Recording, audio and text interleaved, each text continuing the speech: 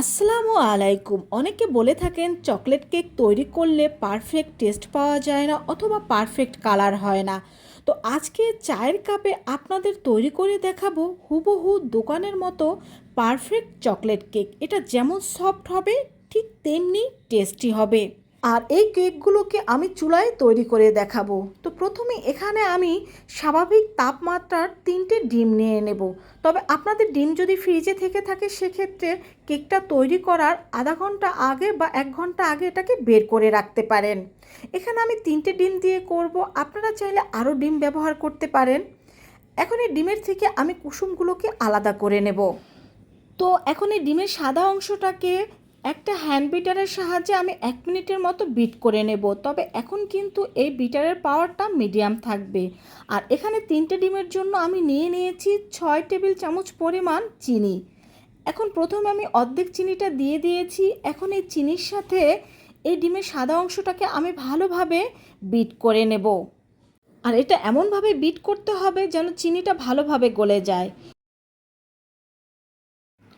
তো এখন এখানে আমি বাকি চিনিটা দিয়ে দেব, এটাকেও ভালোভাবে বিট করে নেব। তবে আপনাদের বাসায় যদি হ্যান্ড বিটারটা না থাকে সেক্ষেত্রে আপনারা কিন্তু ব্লেন্ডারের জার ব্যবহার করতে পারেন। আর ব্লেন্ডারের জার দিয়ে কিভাবে কেক তৈরি করতে হয় সেই ধরনের কোনো ভিডিও দেখতে চাইলে আমাকে কমেন্ট করে জানাতে পারেন। তো এটাকে ভালোভাবে বিট করে নেওয়ার পর এখন আমি দিয়ে দিয়েছি এখানে হাফ চা চামচ পরিমাণ চকলেট ইমালশন। এই চকলেট ইমালশনটা কিন্তু খুবই ইম্পর্টেন্ট, কারণ দোকানের মতো হুবহু টেস্ট পেতে এই চকলেট ইমালশনটা অবশ্যই ব্যবহার করতে হবে। অনেকে দেখিয়ে থাকেন শুধু কোকো পাউডার দিয়ে তৈরি চকলেট কেক, কিন্তু না, কোকো পাউডার দিয়ে চকলেট কেক তৈরি করলে কিন্তু সেটার টেস্ট পারফেক্ট হয় না। এছাড়া বেশি কোকো পাউডার ব্যবহার করলে কেকটা তেতো হয়ে যেতে পারে। এজন্য এখানে পারফেক্ট টেস্ট আর পারফেক্ট কালারের জন্য এই চকলেট ইমালশনটা অবশ্যই ব্যবহার করতে হবে। আর এই চকলেট ইমালশনটা আপনারা যেসব দোকান থেকে হুইপ ক্রিম বা কেকের জিনিসপত্র কিনে থাকেন সেসব দোকানেই পেয়ে যাবেন।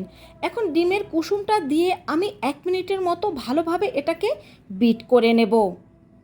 বন্ধুরা, তোমরা যদি আমার এই রেসিপিটা হুবহু ফলো করতে পারো দেখবে তোমাদের কেকও দোকানের চাইতেও বেশি টেস্টি হবে, কারণ এটা বাসায় তৈরি। আর বাসায় তৈরি যে কোনো জিনিসই টেস্টটা বেশি হয়ে থাকে। তো 3টে ডিমের কেকের জন্য এখানে আমি 1/4 কাপ রেগুলার সয়াবিন তেল দিয়ে দিয়েছি।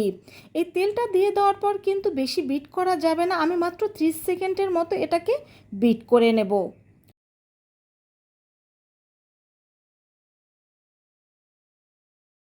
তো আমাদের এগুলো বিট করা হয়ে গিয়েছে। এখন এখানে আমি একটা চালনি নিয়ে নিয়েছি। এখন এর মধ্যে দিয়ে দিচ্ছি 6 টেবিল চামচ পরিমাণ ময়দা, আর দিয়ে দেব 1 চা চামচ পরিমাণ বেকিং পাউডার, আর দিয়ে দিচ্ছি এখানে আমি 2 টেবিল চামচ পরিমাণ কোকো পাউডার। যেহেতু এখানে আমরা চকলেট ইমালশন ব্যবহার করেছি তাই 2 টেবিল চামচ কোকো পাউডার 3টে ডিমের কেকের জন্য যথেষ্ট। এখন এটাকে আমরা অল্প অল্প করে চেলে নেব আর এই ব্যাটারের সাথে ভালোভাবে মিশিয়ে নেব। আর এই চকলেট ইমালশনটা কিন্তু চকলেট দিয়ে তৈরি, এজন্য কিন্তু এই কেকের টেস্ট অনেক বেশি ভালো হয়ে থাকে। শুধুমাত্র কোকো পাউডার দিয়ে যদি আপনারা চকলেট কেকটা তৈরি করতে যান সেক্ষেত্রে কিন্তু পারফেক্ট টেস্টটা কখনোই পাবেন না। এই চিলে নেওয়া ময়দা, কোকো পাউডার ও বেকিং পাউডারটা আমরা কিন্তু খুবই হালকা হাতে মিশিয়ে নেব। আর এটাকে আমরা অল্প অল্প চেলে নিয়ে এই ব্যাটারটার সাথে মিশিয়ে নেব। আর এটাকে কিন্তু অবশ্যই হালকা হাতে মিশিয়ে নেবেন। আর এই টিপসটা অবশ্যই ফলো করবেন, তা না হলে কিন্তু কেকটা পারফেক্ট সফট হবে না। তো সবটুকু কোকো পাউডার, ময়দা ও বেকিং পাউডার চেলে নিয়ে আমি এই ব্যাটারের সাথে মিশিয়ে নিয়েছি। এখন কেক তৈরির জন্য আমাদের পারফেক্ট ব্যাটার তৈরি হয়ে গিয়েছে। আর এই কেকটা আমি কোনো কেকের মোল্ডে তৈরি না করে চায়ের কাপে তৈরি করে নেব। তো এখানে আমি 5টা কাপ নিয়ে নিয়েছি। এখন এই কাপগুলোর মধ্যে আমি ভালোভাবে তেল ব্রাশ করে নেব। তবে আমাদের ব্যাটারটা একটু বেশি হয়েছিল, পরবর্তীতে আমি আরও একটা কাপ এখানে অ্যাড করেছিলাম। এখন একটা চামচের সাহায্যে এইভাবে করে আমি কাপের মধ্যে এই ব্যাটারটা দিয়ে দেব।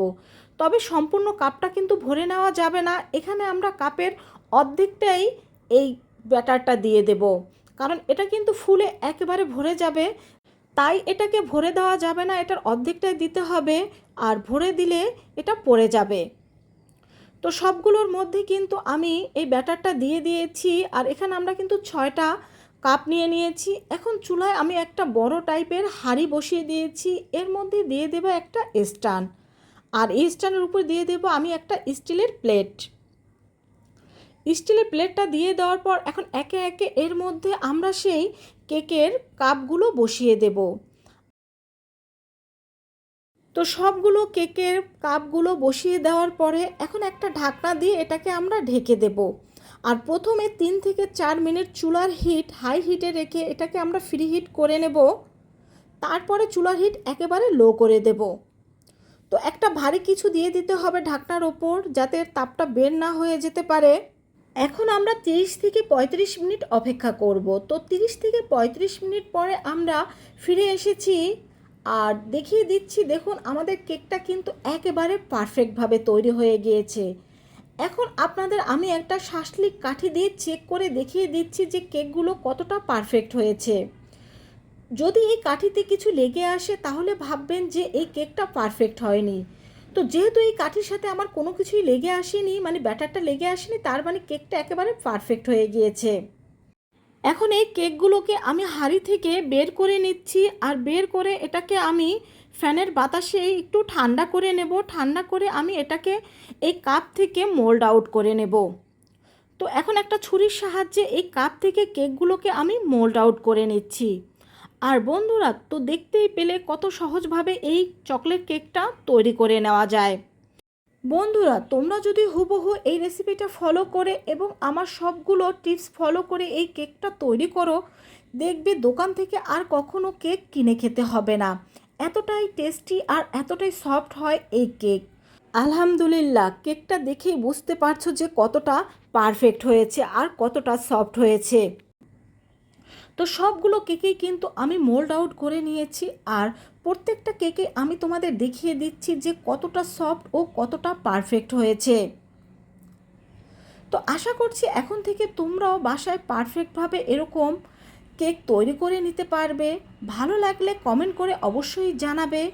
আর যদি তোমরা অন্য কোনো কেকের রেসিপি দেখতে চাও আমাকে অবশ্যই কমেন্ট করে জানাবে। তো একটা কেক কিন্তু আমি তোমাদের কেটে দেখিয়ে দিচ্ছি, দেখতেই পাচ্ছ যে কতটা পারফেক্ট হয়েছে আমাদের এই কেকটা। তো সবাই ভালো থেকো, ভালো লাগলে বন্ধুদের সাথে শেয়ার করো। আল্লাহ হাফেজ।